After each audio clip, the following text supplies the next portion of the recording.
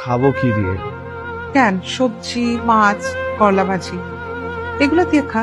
মা, প্রথম শ্রেণী তো, আমি তো মাছ খেতে পারি না, বন্ধ করে যদি একটু। কি দিতাম? মুরগি, ব্রয়লার না খুশি? হ্যাঁ, রোজ কর্মা গেছে কোনোদিন? মুরগির কেজি কত জানো? হ্যাঁ, তুই সকালবেলা নাস্তা করে ড্যাং ড্যাং করে বাইরে যাও, গিয়ে মালিকের দোকানে আড্ডা মারো সারাদিন। সাথে কিভাবে চলছে না চলছে কোনো খোঁজ খবর রাখো? বাবা, এমন তো না যে আমি চাইলে চাকরিটা পেয়ে যাবো। তুমি চাইছো কোনোদিন? সংসারের দায়িত্বে এবং খাটতে খাটতে আমার জান শেষ হয়ে গেল। তোমার মধ্যে কোনো বোধ বুদ্ধি আমি কিছু দেখি না। আমার তো বয়স হয়েছে, আজ আসি কাল নেই। আমি চোখ বোঝার পরে তোমার এই মা ভাই কোথায় যাবে, কি খাবে ভাবো কোনোদিন? আমি তো দেখি না ওর মতো কোনো অনুভূতি আছে। সকাল সকাল কি মুরব্বীর লাগে আবার ঝগড়া আসতো? চাচা নিজুমের বিয়ে হয়ে গেছে। এমনি কেমন হয়, ঘরে অশান্তি চলতে আছে না? যাওয়ার একটা কথা বলো তো, কেউ কি আমার ঘরের ভিতরে সে চাকরি দিয়ে যাবে? আমি যদি কোনো অফিসে যে বলি যে আমার ফ্যামিলিতে অনেক বাজে অবস্থা চলতেছে, তারা কি আমার ঘরে টাকা দিয়ে যাবে? আমি তো আমার মতো করে প্রত্যেকটা জায়গায় সিভি ড্রপ করতেছি, আমি চেষ্টা করতেছি, আমি কথা বলতেছি, যোগাযোগ করতেছি, কেউ তো চাকরি দিচ্ছে না, কেউ ফোন দিচ্ছে না, আমি কি করবো? চাকরির বাজার তো কেমন এটা তো তুমিও জানো, আমিও জানি। চাকরি বাজার তো ভালো না, তোমার লেখাপড়াটাও শেষ হয়। কোনো অবস্থায় তো তুমি অফিসে তো চাকরি পাবা না, তোমার একটু খোঁজাখুঁজিটা একটু বেশি করতে হবে। ওই যে স্টুডেন্টরা চাকরি করে না, যে লেখাপড়াও করে পাশাপাশি চাকরি করে, এরকম কিছু কাম তোমার খুঁজতে নিতে হবে।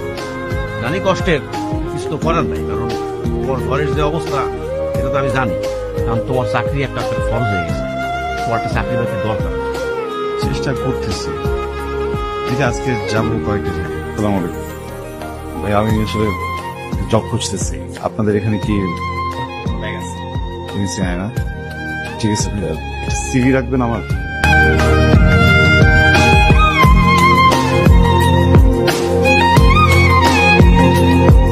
বাড়িওয়ালা আসছিল, অনেক চিল্লাচিল্লি করছে। আমরা এই বাড়িটা ছেড়ে দিই, রেল লাইনের উপরে কম ভাড়া বাসা নেই। বসতে ছিল তবুও ভালো, এই রোজ রোজ বাড়িওয়ালার এত কথা শুনতে ভালো লাগে না। দেখি, চেষ্টা করছি। আবার ওয়ার্ডরোব বয়ে যাচ্ছে। রোগটা পূর্ণ হয়ে গেছে তো, তাই ওই বিক্রি করে দিলাম, মানে নতুন একটা কিনবো তাই। ঠিক আছে।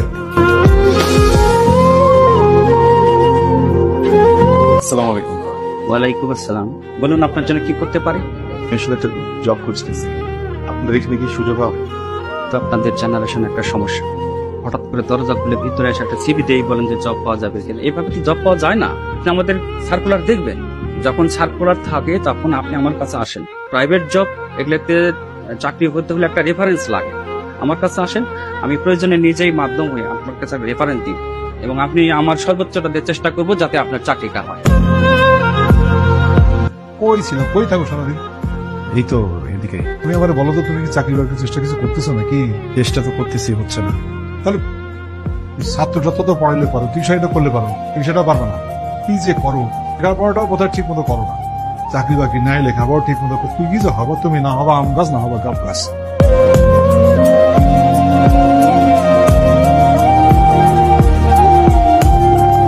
জামাল যখন বলছে তখন তো একটা ব্যবস্থা করাই লাগবে, কিন্তু আপনার যে কোয়ালিফিকেশন, আপনি কি থাকবেন?